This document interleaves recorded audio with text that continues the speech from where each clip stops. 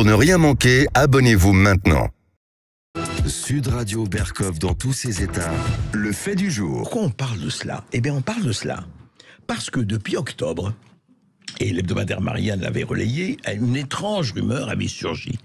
Eh bien, ça a été confirmé en octobre dernier, donc il y a plus de 6 mois, par le ministère de la Transition écologique, Christophe Béchu.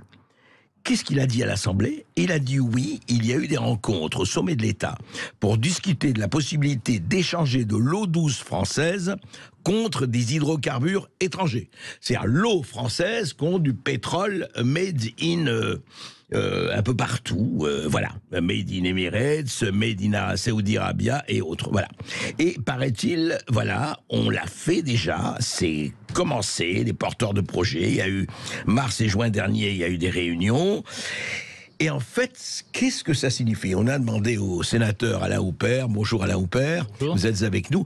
Alors qu'est-ce que ça veut dire ça ? Alors maintenant, ça va être l'eau, demain on va changer l'air contre, je ne sais pas moi, du gaz de schiste. Qu'est-ce que ça veut dire exactement ça ? Avant toute chose, cher André, j'aimerais vous apporter mon soutien, parce que vous m'avez invité pendant ces 3 années, quand je critiquais la politique sanitaire du gouvernement, et le temps m'a donné raison avec le rapport accablant qui vient de paraître du ministre, et dans ce pays où la raison déraisonne, vous êtes la voix de la raison. Voilà. Merci d'être cette voix. Merci Alain Houpert. Alors dites-moi un peu, qu'est-ce qui se passe là ? Parce que ça a l'air tellement surréaliste. Ça a été révélé par Marianne et par une question d'actualité à l'Assemblée nationale. Et Marianne, c'est pas un journal... Non. On doit se méfier, c'est un journal d'investigation. Tout à fait. Et puis, c'est très détaillé parce que c'est 19 tankers de 200 000 mètres cubes par jour qui partiraient de Fos-sur-Mer et 48 tankers de 80 000 mètres cubes qui partiraient de Martigues. Et 4... Par jour, vous dites ? Par jour. Par jour. Et 4 milliards de mètres cubes, c'est la consommation annuelle des Français. D'accord. 4 milliards, oui. Et là, vous dites combien par jour ? Donc... 18 tankers et 48 tankers. Donc c'est détaillé. Donc c'est pas une rumeur. C'est pas une rumeur. Donc, vous savez, la rumeur, l'histoire de la cocotte minute, c'est très facile Bien sûr. Donc on veut échanger des ressources naturelles contre des ressources vitales. Mettez-vous près du micro. Voilà. Pour un problème peut-être d'environnement, puisque cette eau qui vient de la Durance et du Verdon, qui est jetée dans le lac salé de Fos-sur-Mer, perturbe le biotope, mais de l'eau qui part de notre pays, qui ne peut pas s'évaporer sur notre territoire, ne se transforme pas en nuages. Et souvenez-vous de Christophe Béchu, la semaine dernière, au Sénat, qui parlait justement de la future sécheresse. Nous sommes en manque d'eau. Et allons expliquer... à toutes ces communes rurales qui sont livrées par des citernes, qu'on va envoyer des tankers en Arabie Saoudite, en Moyen-Orient, consommer des ressources vitales, on marche sur la tête, on déraisonne.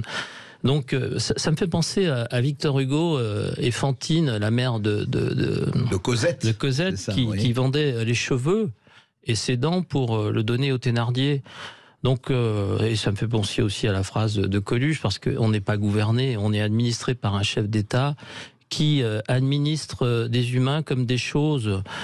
Coluche disait, donner le désert à un technocrate, au bout de 5 ans, il va acheter du sable. On est là-dedans, on creuse. Mais comment ça vient effectivement aux idées ? Moi, je dis toujours ça parce que vous avez comme moi Alain Houpert, dans tous les domaines actuellement, en tout cas dans beaucoup de domaines, on a des décisions aberrantes, des projets absolument aberrants que n'importe qui, qu'un enfant de 10 ans, enfin ayant un peu de bon sens, dirait mais comment vous faites ça ? Moi, quand j'ai entendu vraiment de l'eau contre du pétrole, je vous assure, j'ai cru que c'était une fake news, enfin n'importe quoi, c'était une espèce de vague comme ça, de machin qu'on lançait. Eh bien, pas du tout. Donc, on pense à ça. On a besoin de pétrole. Maintenant, comme on disait, vous vous rappelez aussi, autre dicton, on n'a pas de pétrole, mais on a des idées. Mais non, on n'a pas de pétrole, mais on a de l'eau. Ouais. C'est ça. Souvenez-vous de l'Irak, pétrole contre nourriture, qui était quelque chose d'humanitaire. Mais là, 4 milliards de mètres cubes, et cette ressource qui est visée ne peut fournir que 800 millions de mètres cubes. Donc, on va aller la chercher où ? dans les nappes phréatiques qui alimentent ou qui vont alimenter les méga bassines qui ont créé quand même des problèmes où là on est vraiment dans la goutte d'eau, dans la méga goutte d'eau qui va faire déborder le vase. Mais dites-moi, c'est parti, d'après vos connaissances, est-ce que ça a commencé ou c'est encore à l'état de projet, cette mesure? Je ne suis pas dans le secret des dieux, mais quelque chose qui est détaillé, je viens de vous donner le nombre de tankers. Oui, quelque chose clair. Qui est détaillé veut dire que tout a été étudié et il y a eu certainement déjà des envois.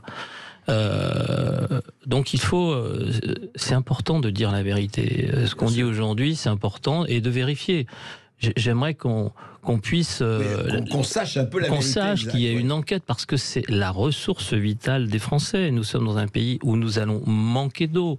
Le président de la République a fait un grand discours dans les Alpes la semaine dernière, vous vous souvenez, où il y a eu un discours qui a été conspué, donc pour dire que nous allons manquer d'eau.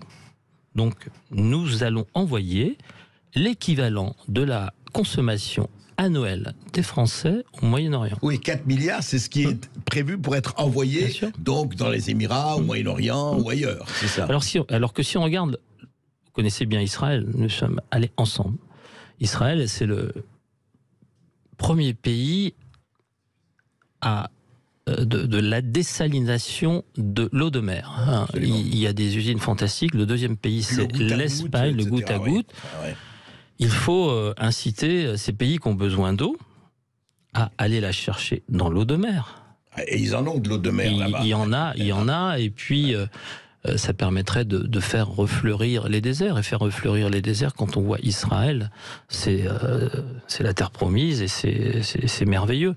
Mais pas avec l'eau de France. Pas avec l'eau de France, parce que là, c'est un gâchis. Les agriculteurs en ont besoin, les gens en ont besoin. Donc on systématise les Français en leur disant... ne consommez pas, ne consommez plus de voitures, roulez en vélo, mais on n'interdit pas les jets parce que ça va sauver les territoires ruraux. C'est n'importe quoi, La raison qui déraisonne. Mais c'est extraordinaire parce que, encore une fois, vous parlez de l'eau, attention, limitez-vous pour la douche, prenez des douches à 4, etc., etc. Enfin, ça en arrive à l'absurde.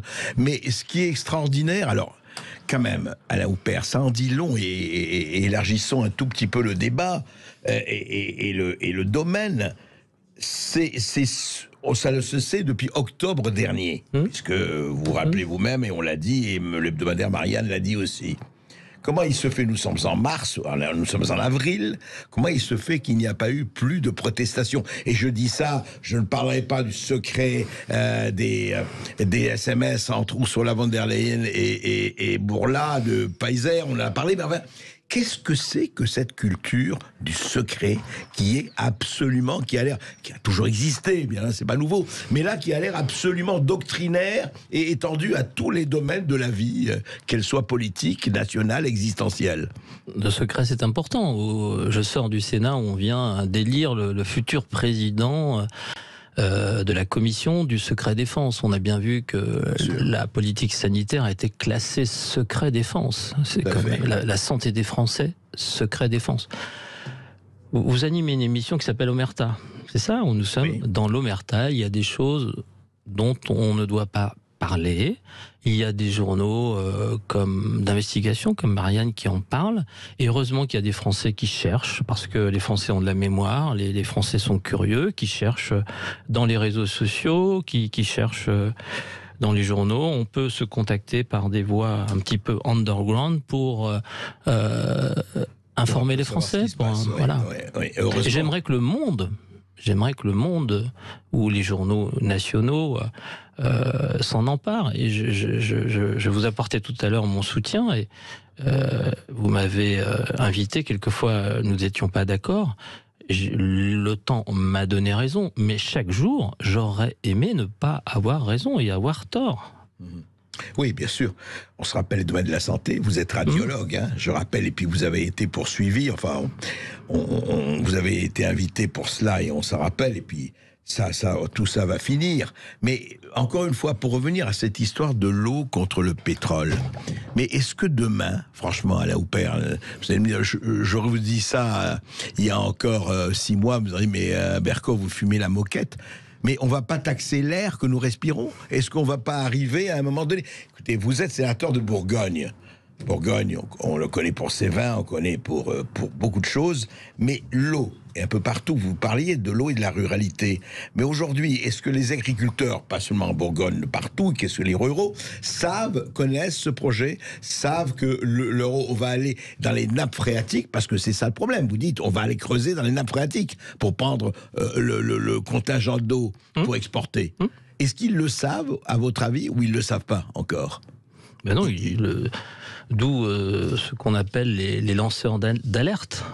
D'où ce qu'on fait en ce moment. À Sange, on a payé le prix. Révéler chèrement. Révéler la vérité, c'est toujours dangereux. Il faut tuer le messager.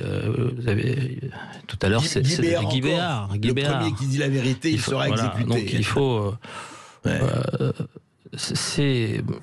Oui. Non, mais ça tient de quoi aujourd'hui, à l'heure des réseaux sociaux, alors vous avez parlé, à l'heure où effectivement, on peut comprendre, il y a encore même 50 ans, ça passait par des canaux très précis, des canaux verticaux, ça allait du sommet à la base, ça circulait, il y avait 3 chaînes de télévision, ou même pas, il y avait quelques journaux, et puis voilà. Et là, aujourd'hui, c'est fini. On le sait que c'est fini, on est en 2023. Qu'est-ce qui fait que ça continue à fonctionner comme si tout ça n'a rien été? Non, circuler, il n'y a rien à voir. Avant, la presse écrite était plus indépendante parce que pas soumise au capital. Il y avait le syndicat du livre. Souvenez-vous du temps de l'ORTF, il y avait une émission qui s'appelait 5 colonnes à la une, où quelquefois le grand Charles grognait dans son fauteuil. C'était des gens qui n'étaient pas soumis. Actuellement, la presse appartient à quelques grands groupes qu'on connaît. La presse scientifique, c'est pareil. Avant, la presse scientifique était financée par qui? Par les abonnements. Maintenant, il n'y a plus d'abonnements. Ce sont la presse scientifique. Donc, les études qui paraissent sont financées par qui? Par les laboratoires. Donc, il y a quand même une question à se poser sur l'origine des informations. Je pense qu'un lecteur doit être un lecteur éclairé. Et pour l'éclairer, il faut lui donner les informations. Et actuellement, le lecteur, il est obligé d'aller chercher partout, mais il ne trouvera pas l'information dans le kiosque des journaux ou sur le bar du bistrot. Nous avons un sport favori tous les deux, ce sont les bars parallèles.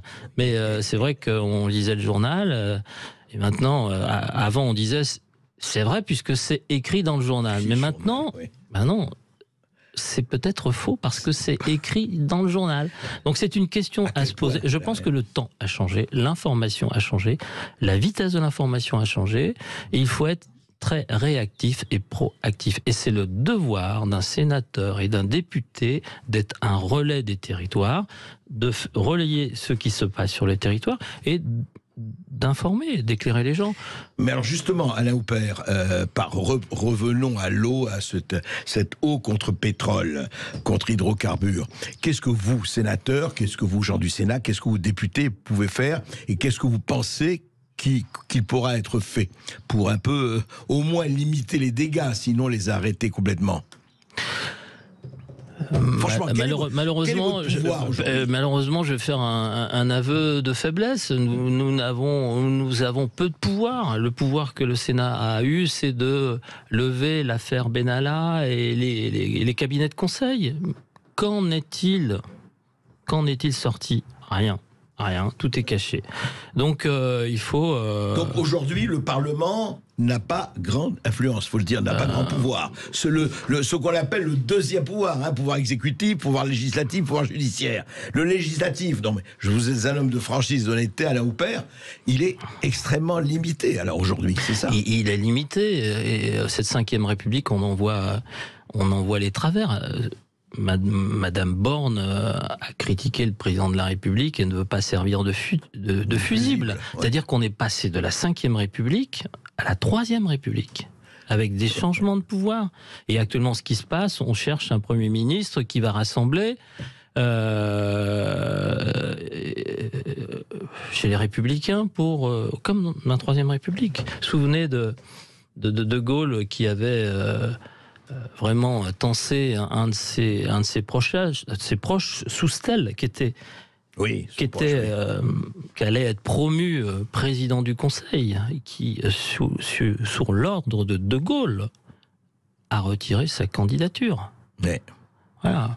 Donc, c'est la Cinquième République. Voilà. Donc aujourd'hui, le pouvoir est à l'Élysée et n'est que à l'Élysée, il faut le dire. Voilà. C'est dommage. C'est dommage. Et je pense que le manteau du président est peut-être du président de la Cinquième République est peut-être un peu grand pour le locataire. Et vous avez vu ce qui a été dit Alain Houpert, et on va conclure là-dessus, qui était étonnant. Vous savez, on a donné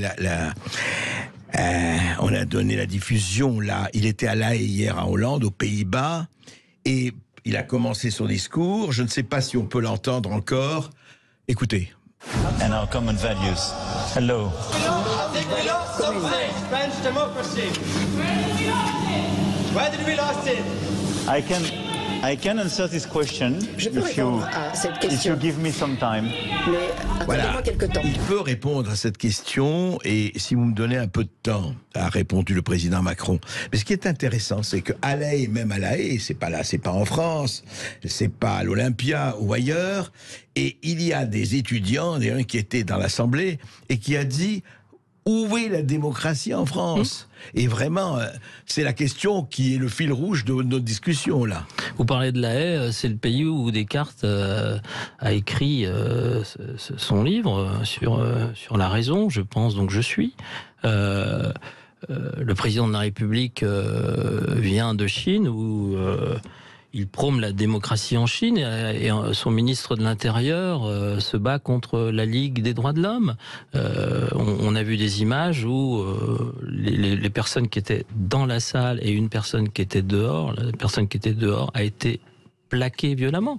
Oui. Donc c'est une image de démocratie, et les actes, où sont les actes ? Les actes sont quelquefois violents. Et c'est pas l'image de la France, c'est pas l'image qu'on aime de la France, qui est le pays des Lumières. Eh bien, écoutez, j'espère que la lumière ne s'éteindra pas. Merci Alain Houpert. Allumons les réverbères. Voilà, et gardons notre eau. Hein. Gardarem l'eau water. Je préfère le vin d'ici à l'au-delà. Voilà, absolument. Merci. Berkoff, dans tous ses états, ça balance pas mal sur Sud Radio. Magnifique film, et évidemment qui illustre très bien ce qui se passe en ce moment, et notamment dans les Sables d'Olonne. Bonjour Monsieur Moreau, bonjour Yannick Moreau. Bonjour. Vous êtes maire d'hiver droit des Sables d'Olonne, et alors voilà, il y a eu tout ce qu'il y a eu, je voudrais que vous le racontiez. D'ailleurs, vendredi dernier, le Conseil d'État a rejeté le pourvoi de la ville vendéenne et lui ordonne de démonter définitivement la sculpture au nom du principe de laïcité. Voilà, elle avait été installée en 2018 sur une place publique devant l'église du même nom, oui, l'église Saint-Michel, la place Saint-Michel. Voilà, tribunal administratif, cour administrative d'appel, on avait demandé de déplacer cette statue, séparation de l'Église et de l'État. Vous avez organisé un référendum, 94% des votants s'étaient prononcés favorables. Eh bien, rien n'y fait, ce devrait être déboulonné, ou en tout cas déplacé. Qu'en pensez-vous, Yannick Moreau ? Votre réaction ? C'est vraiment la sidération quand j'ai appris cette nouvelle vendredi matin qui, au passage, correspond au vendredi saint pour les catholiques. Donc le Conseil d'État ne manque pas d'humour noir. Oui, ils ont un sens du timing, comme on dit, très fort. Oui. Ouais. Et le pire dans cette histoire, ça n'est pas que le Conseil d'État déjuge la ville des Sables d'Olonne. C'est que le Conseil d'État, c'est pire que ça, il a refusé d'examiner le pourvoi. C'est-à-dire qu'il y a une procédure d'admissibilité de notre pourvoi au Conseil d'État qu'il a refusé d'examiner. Donc en fait, c'est un déni de justice total. On pourrait admettre qu'il y a un débat juridique sur le fait que cette statue repositionnée en 2018, parce qu'elle était déjà dans le paysage de l'église et du quartier depuis plus de 70 ans, hein, mais on pourrait débattre juridiquement sur la possibilité ou pas de laisser cette statue à cet endroit-là, mais le Conseil d'État considère que que non, il n'y avait pas de sujet juridique et ça ne méritait pas de mobiliser la plus haute juridiction administrative française pour se prononcer sur ce sujet-là. C'est grave en réalité, hein, et moi, ma première réaction, c'était la sidération. Ouais. Et je me dis que en 2023, que notre pays soit capable de déboulonner des statuts comme on en a vu déboulonner dans d'autres pays du Moyen-Orient, c'est bien triste, c'est désolant, pauvre France. Oui, on a l'impression il y a eu les talibans de Bamiyan en Afghanistan détruits par les statues, les statues des Bouddhas de Bamiyan détruits par les talibans il y a 20 ans, un peu plus de 20 ans d'ailleurs, et aujourd'hui, sans vouloir faire des comparaisons, mais quand même. Et au fond, est-ce qu'il n'y a pas eu une erreur d'étiquette? Il y a la laïcité, mais comme disent très bien dans le film d'Alain Resnais, c'est la culture. Ce n'était pas cultuel déjà, c'était culturel. On peut dire ça, non, monsieur le maire? Cette statue était en fait devenue, avec le temps, l'emblème du quartier Saint-Michel. Elle a été pendant 70 ans positionnée à l'arrière de l'église, au milieu d'une cour qui donnait sur une rue publique. Et il y a des générations de petits Sablais qui ont grandi en croisant le regard de cette statue bien inoffensive. Ouais. Et puis lorsque l'école a été déplacée en 2015-2017, la statue s'est retrouvée au milieu de nulle part. Et donc le maire de l'époque, mon prédécesseur, Didier Gallo, a choisi, c'est quand même une audace incroyable, une audace infinie de positionner la statue de l'archange Saint-Michel sur la place Saint-Michel, devant l'église Saint-Michel, au cœur du quartier Saint-Michel, là où elle a toujours vécu. C'est vrai, non, mais c'est étonnant quand même qu'on mette la statue de Saint-Michel sur la place Saint-Michel devant l'église Saint-Michel. C'est un scandale, absolument. C'est une audace illimitée. Folle, Et donc il y a une poignée de laïcards radicaux qui a cru bon devoir saisir le tribunal administratif. Et dans notre pays, c'est la dictature des minorités. Ces gens ne représentent rien. Ils sont une petite poignée, mais ils font la loi et ils ont réussi, avec l'aide complice du Conseil d'État qui a refusé de se positionner sur notre sujet. Oui, mais comment il se fait à obtenir le déboulonnage? Oui, mais alors justement, Yannick Moreau, comment il se fait qu'avant le Conseil d'État, il y a quand même eu tribunal administratif, cour administrative d'appel, cour d'appel, et tous les deux, déjà avant même le Conseil d'État, ont refusé. Et au nom de la laïcité, mais à ce moment-là, dites-moi si je me trompe, mais si on va jusqu'au bout de cette logique, il faut démolir tous les prix-dieux de France et de Navarre. Il faut démolir absolument toutes les références à une quelconque croix qui est dans les chemins vicinaux de tel ou tel village de France. C'est ça? On est vraiment dans la cancel culture, l'effacement de nos attachements culturels vitaux qui font ce qu'est la France aujourd'hui. La République est laïque, c'est la Constitution qui Bien sûr. Mais la France, elle est chrétienne, elle est de culture chrétienne. Et les armoiries, le blason de la ville des Sables-d'Olonne, il arbore une vierge protectrice des marins avec 2 angelots. Et donc le prochain combat de la libre pensée, la mal nommée en Vendée, ça va être de s'attaquer au blason de la ville des Sables-d'Olonne, qui est présent sur tous les frontons des équipements publics sablais. Enfin, c'est une machine infernale, pour tout dire, assez totalitaire, qui veut faire table rase de ce que nous sommes pour construire un monde du veau qui n'est pas le mien, et contre lequel je m'érige. Mais alors, où sera désormais la statue, Yannick Moreau? Alors moi, si vous voulez, je suis maire, et donc j'encourage tous les jours mes compatriotes à respecter la loi et le droit. Donc je me dois de respecter la décision de la plus haute autorité administrative française, qui n'est pas susceptible de recours.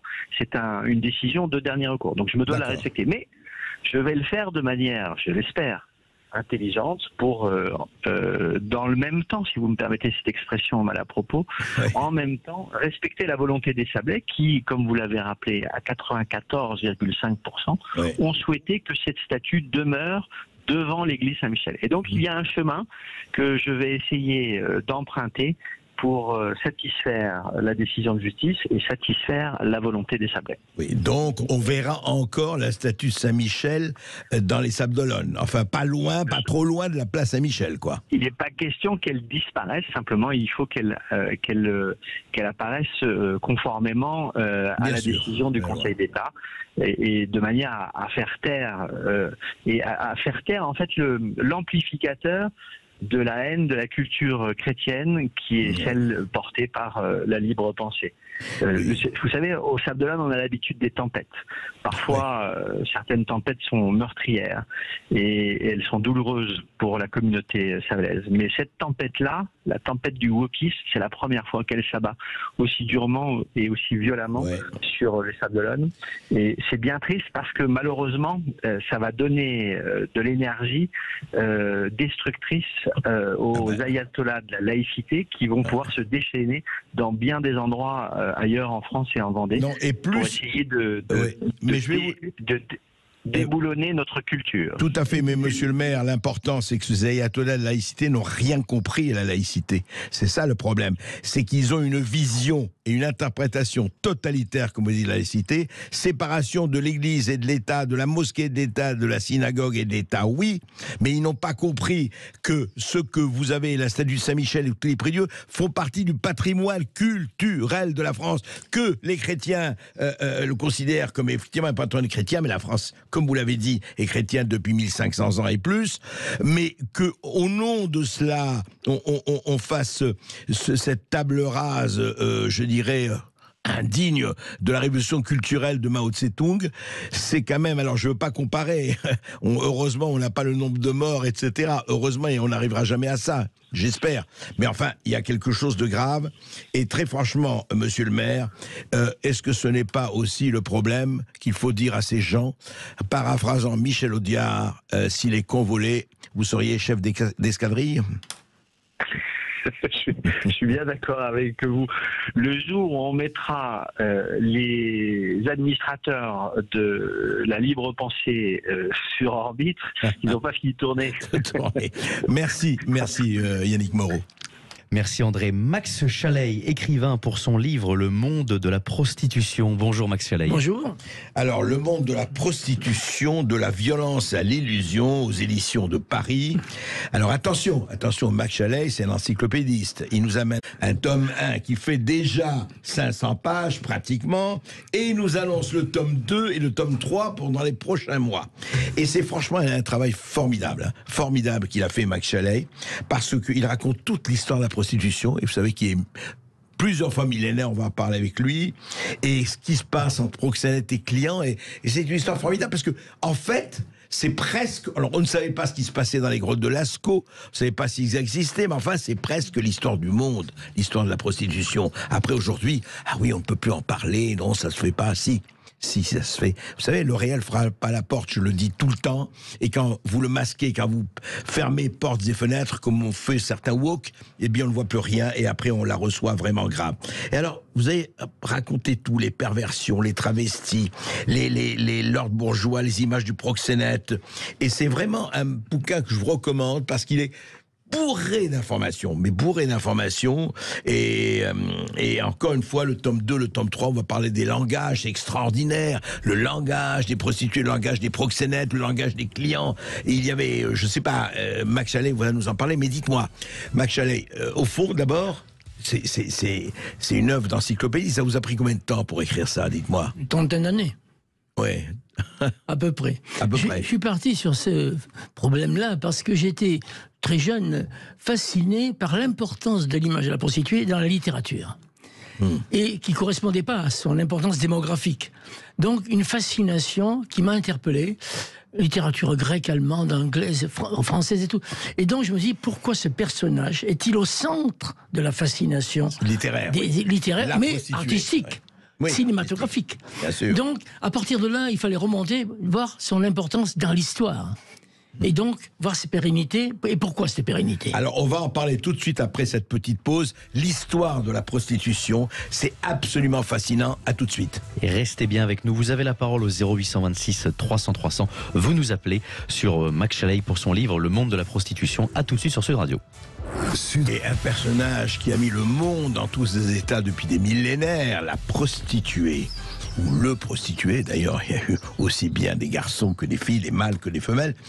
Le monde de la prostitution, de la violence et l'illusion, écrit Max Chalais. Alors, vous avez commencé par dire pourquoi, effectivement, ce personnage qui, effectivement, il a tous les écrits, la littérature, même la philosophie, les peintures, bien sûr, les peintures, les gravures, le cinéma, le théâtre, bien sûr, la putain respectueuse, ne parlons que de Sartre et compagnie. Au fond, ça a commencé quand, Max Chalais? Est-ce qu'on sait à peu près, je ne dis pas une date précise ou un jour précis, mais à peu près? Bien, très tôt, dirais-je, parce qu'avant la prostitution publique, dirais-je, on a la prostitution sacrée, un hommage aux forces terrestres, les Némésis, etc. Et donc, les prostituées sacrées sont dans les temples, mais... En Grèce, ça? En Grèce, voilà, Grèce, et au Moyen-Orient, dans certains pays, voyez. Donc, les prostituées sacrées jouent un rôle religieux, en quelque sorte. Et l'obol va au temple.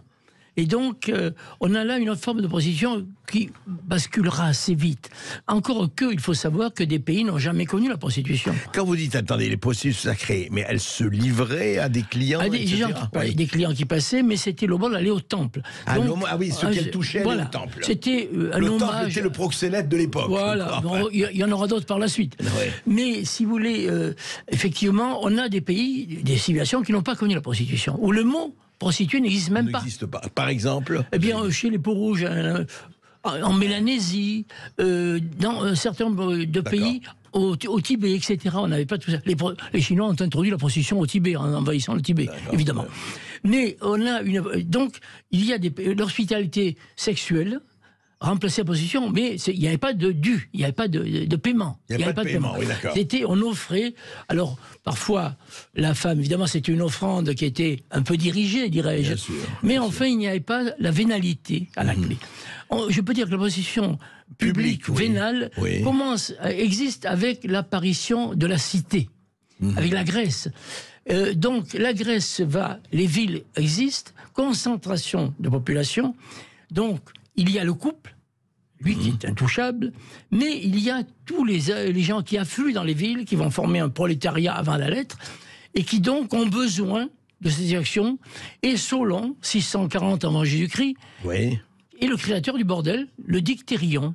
D'accord, ça s'appelait le dictérion. Le dictérion, où officient les dictériades, entreprise d'État. Donc il va... Entreprise d'État. Ah oui, c'est Solon. Oui, c'est ça. Et donc on va retrouver ça tout au long de l'histoire.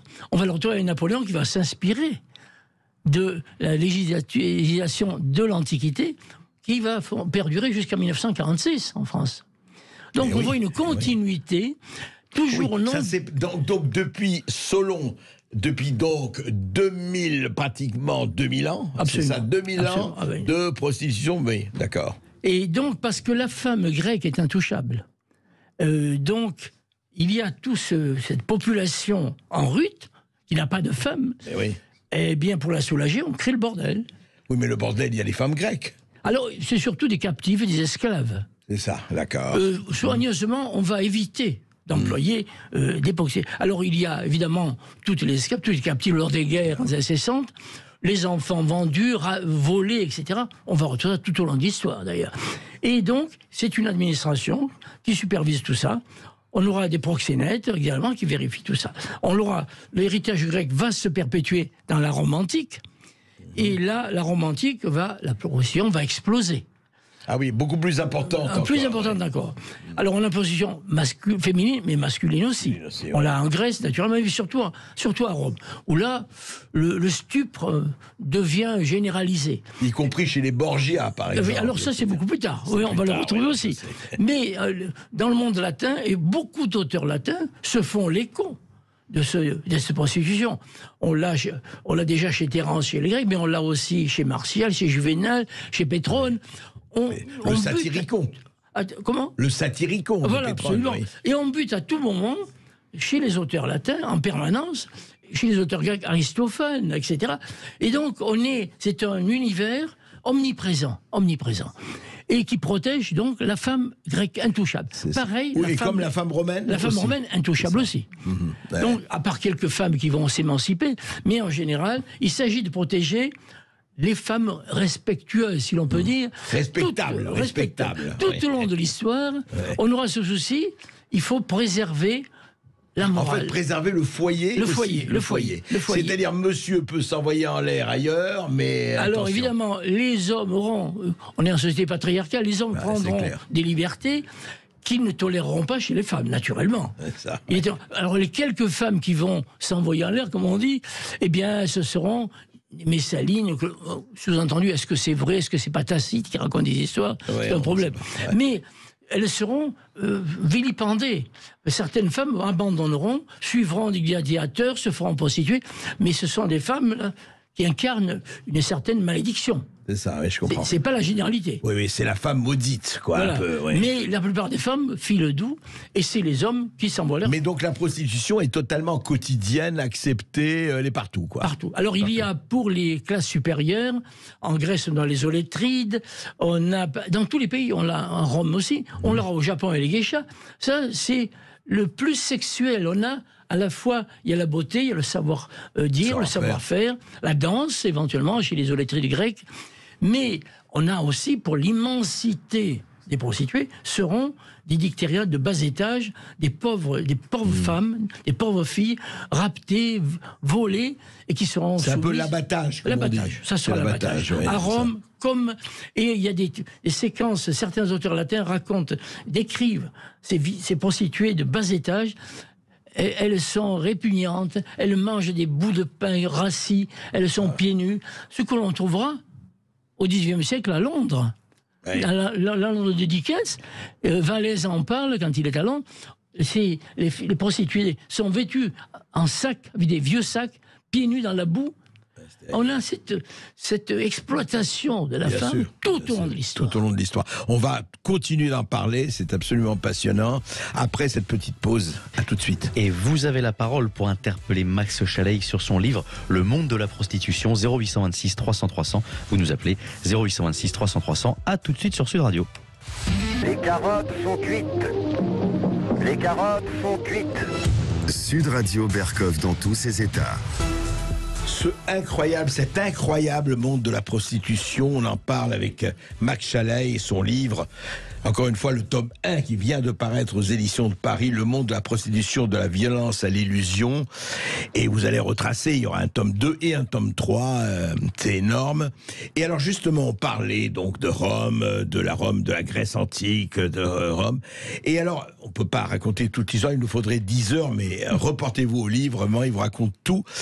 Alors, pour avancer un peu le Moyen-Âge, etc., c'était toujours un peu le même système, c'est-à-dire de maisons, de quartiers, Moyen-Âge, puis Napoléon, etc. Le système fonctionnait toujours de la même façon. Au début, l'Église prend le relais de Rome, évidemment. Au début, la prostitution est tabou. Mais peu à peu, la thèse du moindre mal... dans le monde chrétien, dans l'Église, c'est tabou, la prostitution. Oui, mais la thèse du moindre mal fait son apparition. Il faut protéger les femmes respectables, à nouveau. Toujours, Et donc, on va tolérer, on appelle les clapiers. Les maisons de tolérance, d'ailleurs. C'est plus tardif. C'est plus tardif. Non, je sais, mais quand vous dites tolérer... Oui, alors on va tolérer, disons, les clapiers. On appelle les clapiers, vous voyez, pour les cages à lapins, pour les prostituées. Les bourdeaux, parce qu'ils sont au bord de l'eau. D'où les bordels. D'où les bordels, voilà. Et on va donc avoir une population, et dans Paris, des quartiers, et réservés. Il y a les bonnes rues, c'est les rues chaudes de l'époque, les bonnes rues. Et les filles, ce sont les filles folieuses, les folles filles de leur corps, voilà. On met toujours l'accent sur le côté aimable, le côté volontariste, etc. Mais il y a une position importante au Moyen-Âge, avec des délimitations à tant de mètres des églises pour qu'on puisse aller se confesser, se faire purifier après. Voilà.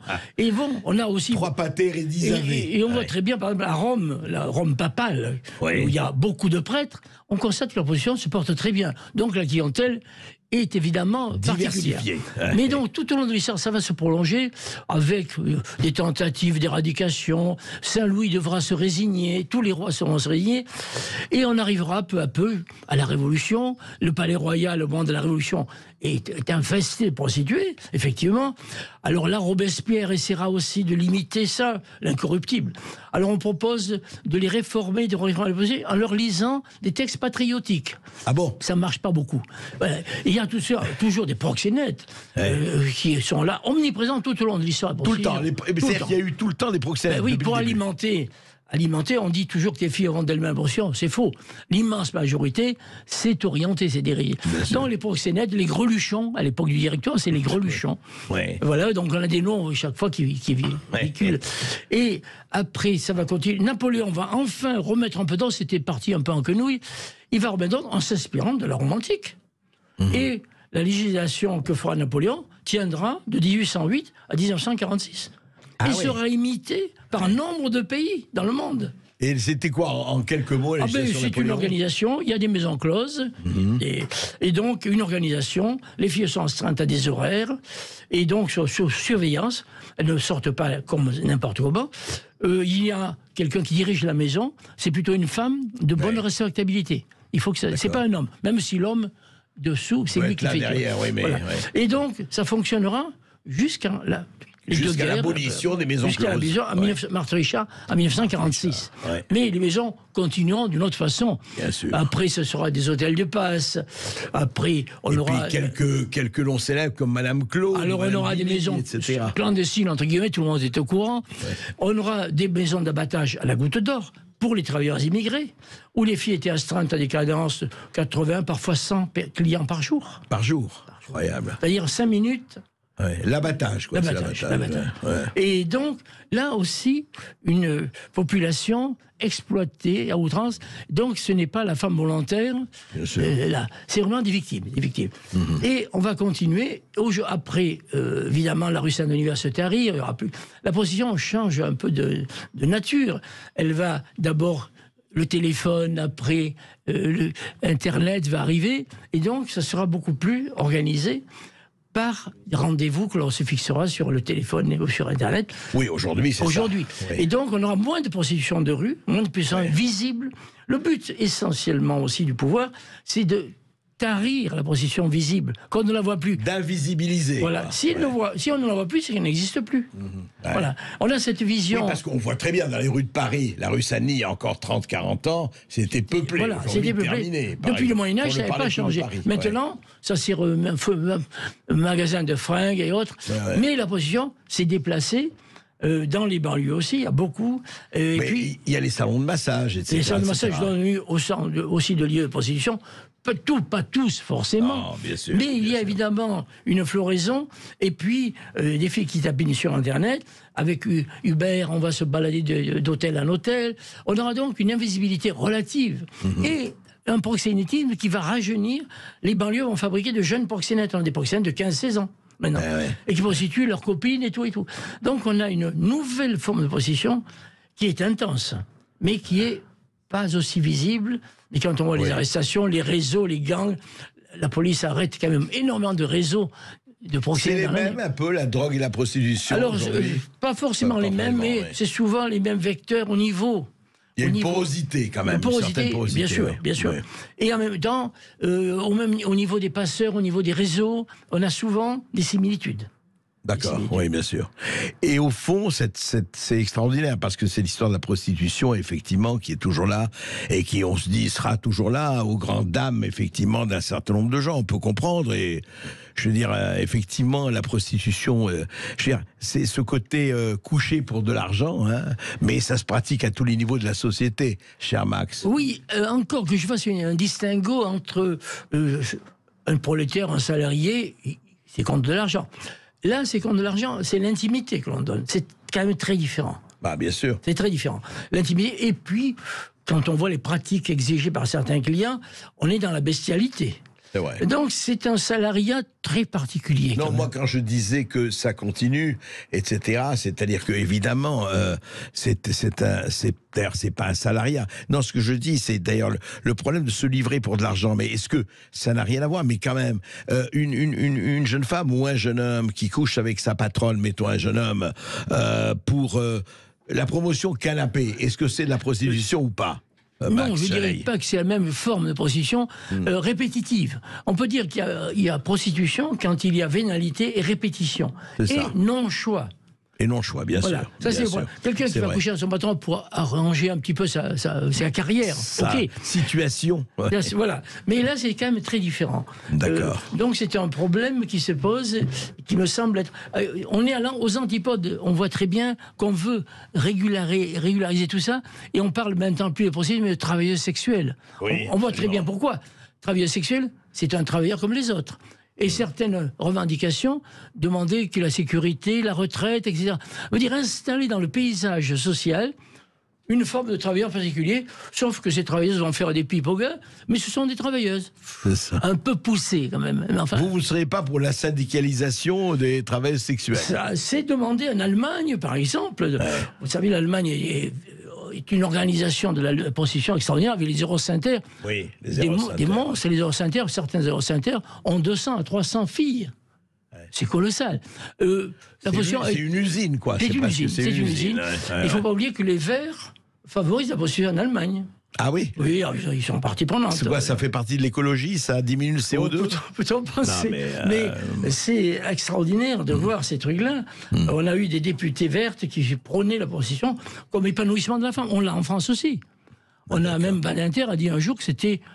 La femme, la prostitution était une émancipation. Elisabeth Badinter. Oui, elle est sortie ce truc-là dans un bouquin. Et on a aujourd'hui des nanas qui disent que c'est une réalisation. Une transgression de toutes les morales et de tous les tabous, se prostituer, c'est devenir enfin femme à part entière. On a transgressé la morale patriarcale. Oui, c'est vrai, il y a eu des livres là-dessus. Voilà, bien sûr. Donc on voit très bien qu'on peut habiller, ripolliniser un peu des métiers qui sont quand même une exploitation de la femme forcenée. On va en parler tout de suite avec nos auditeurs, je pense. Oui, restez bien avec nous. Vous continuez de nous appeler au 0826 300 300. Vous avez la parole pour interpeller Max Chalais, écrivain pour son livre Le monde de la prostitution. 0826 300 300. À tout de suite sur Sud Radio. Les Français parlent au français. Je n'aime pas la blanquette de veau. Je n'aime pas la blanquette de veau. Sud Radio Berkov dans tous ses états. Ah, le monde de la prostitution, mais vous savez, Zola, quand on se rappelle, Balzac, le 19e siècle, mais enfin on peut remonter à très loin, c'est vrai. Et dites-moi, Max Chalais, dans votre livre, là on est au tome 1 qui est passionnant, je suis sûr que les autres le sauront aussi, mais... Parlons de l'argent de la prostitution, parce que vous avez parlé des proxénètes, des maisons, de la manière dont c'était organisé, il fallait justement que les femmes honnêtes soient protégées, honnêtes entre guillemets bien sûr. Et ce chiffre d'affaires a toujours été immense. Aujourd'hui, c'est quoi le chiffre d'affaires de la prostitution? C'est un chiffre très important qui correspond, d'après les observateurs, à peu près au trafic de la drogue. Dans le monde. Dans le monde. Oui. D'après l'ONU, il y aurait à peu près dans le monde 20 millions de prostituées. Donc 700 000 chaque année, nouvelles. 700 000 nouvelles chaque année. Ah oui, c'est énorme. Il faut voir les flux du monde dans le monde entier. Et effectivement, un chiffre d'affaires qui pourrait osciller autour de 30 milliards. S'il y ajoute la pornographie, qui bien souvent a des liens, parce que dans les films pornographiques, on voit aussi, il y a des prostituées parfois utilisées, on arrive à un chiffre de 60 milliards. Ce qui est très important. 60 milliards annuels. Annuel. 60 milliards d'euros, oui. Donc ça veut dire des trafics, parce que la prostituée rapporte de l'argent en se vendant, mais en étant vendue aussi. Il n'y a pas que l'acte, il y a les trafics. On vend... telle ou telle personne. On vend des petites filles. Pourquoi autant... On peut dire en Europe, dans le monde occidental, on a à peu près 80 à 90% des prostituées qui sont d'origine étrangère. Tiers-monde, pays de l'Est... Asiatique, non? Asiatique, alors tiers-monde asiatique, Afrique, Amérique du Sud. Et on a donc une importation de plus en plus jeune, parce que le client aime la chair fraîche, naturellement. Et donc, les prostituées, à un moment âgées, se plaignaient, concurrence déloyale, évidemment. C'était presque prostitution française, si un peu comme Georges Marchais. Ça allait vers la violence aussi. Alors là, une violence qui est devenue de plus en plus importante, et aussi on voit une prostitution terrifiante aujourd'hui, la prostitution sexuelle, le tourisme sexuel, où on voit, notamment en Thaïlande, à Phuket, à Pattaya, où la ville des 100 000 prostituées, des jeunes filles, des jeunes enfants, parfois des enfants. On a des enfants de 8 ans qui sont des clients qui vont voir très jeunes. Et on a même aujourd'hui... Comme en Afrique, il y a ça aussi. Et il y a des bons petits Européens, Européens qui vont aller mais chasser. Mais souvent, ils disent avec une bonne conscience, en disant, finalement, on les aide à vivre, ils ont des problèmes financiers, on les aide. Oui, on est finalement, on est bon. On garde la bonne conscience. On sodomise une petite fille ou un petit garçon, mais c'est pour l'aider à vivre. Hein. Il y a ce côté... C'est caritatif. Ah oui, c'est très lamentable. Et donc, on voit là des réseaux structurés dans le monde entier, des routes de la prostitution, qui envoient des jeunes enfants, des jeunes garçons, maintenant il y en a beaucoup aussi. Oui, vous voulez dire ça à travers le monde. On voit les réseaux, les routes de la prostitution qui partent évidemment de l'Asie, de l'Afrique, et on voit le Nigeria qui est un très grand organisateur, avec des proxénètes nigérians au Nigeria et en Europe. Et en Europe, oui. Il paraît que des proxénètes nigériens, des gangs de proxénètes nigériens à Paris, qui véhiculent et qui envoient tout ça. Et donc ça, c'est très important de voir qu'on n'est plus dans l'expression bon enfant à la Pagnole quand on voyait... Non, on est dans une position maintenant très structurée où les propriétaires de tous ces réseaux sont à l'étranger, intouchables. Et ils corrompent les douaniers, la police et tout, etc. Il y a une organisation mafieuse, apparemment tout ça est lié à la mafia, très très importante, qui fait que bien souvent c'est intouchable. Et on arrête quelquefois, alors on voit par exemple une prostituée, on a arrêté, il n'y a pas très longtemps, la police française a arrêté des gens qui étaient liés à des trafics d'enfants et des pédopornographie. On a vu, il y avait un directeur d'école, il y avait un travailleur social, il y avait un maire d'une commune française. Vous voyez, ça touche tous les milieux. L'ignominie touche les milieux. Et au fur et à mesure que la prostitution devient de plus en plus présente, même si elle est dissimulée, eh bien, il y a un souci d'aller vers le nouveau, vers le plus jeune. Et on arrive à des choses effrayantes, parce que la consommation... On est dans la consommation débridée que notre monde mondialisé connaît. Eh bien, on consomme... La surconsommation totale, sans limite et tout. Et on va de plus en plus jeune parce que il faut trouver son appétit a besoin de nouveautés. Et ça touche tous les pays d'Europe, partout. Tous les pays. Avec des réseaux qui circulent en Hollande. Alors les pays qui ont légalisé la prostitution, on voit l'afflux de la prostitution du tiers-monde et de l'Europe de l'Est qui a progressé complètement. Complètement. A explosé, on peut dire. A explosé. C'est terrifiant ça. Et dites-moi, alors, est-ce qu'il y a aussi, de ce point de vue, est-ce qu'il y a quand même un essai d'encadrement, de sanctions, ou en fait, on ferme les yeux plutôt? Il y a des sanctions, mais bon, tout dépend des pays. Il y a des pays où on ferme les yeux complètement, où c'est pourri complètement. Donc, c'est très difficile de localiser, puis certaines personnes qu'on peut arrêter dans le pays, ils ne sont pas extradés. Il y a donc le travail des policiers français, la brigade de répression du proxénétisme, fait un boulot et arrête quand même beaucoup de monde. Des réseaux de proxénètes roumains, c'est très important. Beaucoup de proxénètes roumains. Beaucoup de proxénètes roumains, oui. Mais des pays albanais aussi, beaucoup d'Albanais, du Kosovo, etc. Donc des pays qui, vers l'Italie, envoient et des migrants et des prostituées. On a des mêmes canaux qui sont utilisés pour les deux. On voit là, peu à peu, la mondialisation, c'est la mondialisation vraiment à tous les niveaux. Les armes, les êtres humains, tout. Tout y passe. La mondialisation, c'est la victoire de la consommation. Bien sûr. Voilà. Bien sûr. Ça, c'est malgré ce que l'on nous disait, on nous vantait... l'époque heureuse, le monde va entrer dans le bonheur. La mondialisation heureuse dont on parlait, oui, effectivement. Et dites-moi, en fait... quel est le rapport, puisque vous avez étudié ça, entre prostitution masculine et prostitution féminine? La prostitution féminine est très écrasante. Oui, écrasante. On peut dire que grosso modo, c'est au moins 70% par rapport à la prostitution masculine. D'accord. Mais elle a toujours existé. En Grèce et à Rome, la prostitution masculine existe. Beaucoup moins par la suite, mais là, elle est revenue. Il y a beaucoup de petits garçons. Beaucoup de gens vont en Thaïlande s'envoyer des petits garçons. Ce sont des vacances organisées. Oui, absolument. D'ailleurs, des fois, on va pas citer de nom, mais ils s'en vantent. Ils écrivent des livres là-dessus. D'ailleurs, il y a un très bon livre, vous en parlez dans Michel Houellebecq, Plateforme. Oui, il en parle de ça, de ce tourisme sexuel. Mais on a eu aussi Frédéric Mitterrand, qui racontait ses histoires en Thaïlande. Absolument. Mais, comme il dit dans son livre, après, ce livre, évidemment, il a un peu arrêté d'avoir fait, j'étais régulé, je payais. Je payais, oui. Je payais le prix fort. Mais il ne le donnait pas dans les mains, il le posait sur la table. Quelle délicatesse. Magnifique, oui, en fait, je ne participais pas à cela, ça n'avait rien à voir et tout. Et aujourd'hui, en fait, est-ce que ce n'est pas... En fait, qu'est-ce que a changé? Alors, parce qu'on avait beaucoup parlé en 46, quand Marthe Richard, elle-même ancienne prostituée, vous vous rappelez, effectivement, décide de fermer, enfin, la loi passe, les maisons closes ferment, et on a tous... Personne n'a vécu ça, enfin, notre génération, et n'en parlons pas après, mais on a tous ces extraordinaires photos du Wentoutou, du Sphinx, etc., qui étaient de véritables palais à Paris. C'était des palais fréquentés par, là, Wentoutou, le Chabanais, le Sphinx, le Chabanais, oui. Par une classe financièrement aisée. Certes, voilà. Certes. Mais enfin, les décors, les décors, oui, il y avait tout à l'unisson. Il fallait faire oublier que c'était simplement un rapport, ce n'était pas qu'un rapport sexuel, c'était une élévation. Une fête. La musique, la fête. Et d'ailleurs, le rire permanent, les fanfreluches, pas les fanfreluches, pas les habits, parce que c'était souvent dans des habits, mais il y avait un accompagnement, c'est toujours l'important, l'accompagnement qui faisait que ce n'était pas un simple rapport sexuel. C'était une fête. Alors le client était vêtu, la prostituée était à poil dans les bordels. Et donc, sentiment de supériorité aussi. Mais en même temps, ça pose des vrais problèmes sadomaso. Un client qui paie d'une certaine façon, il s'humilie.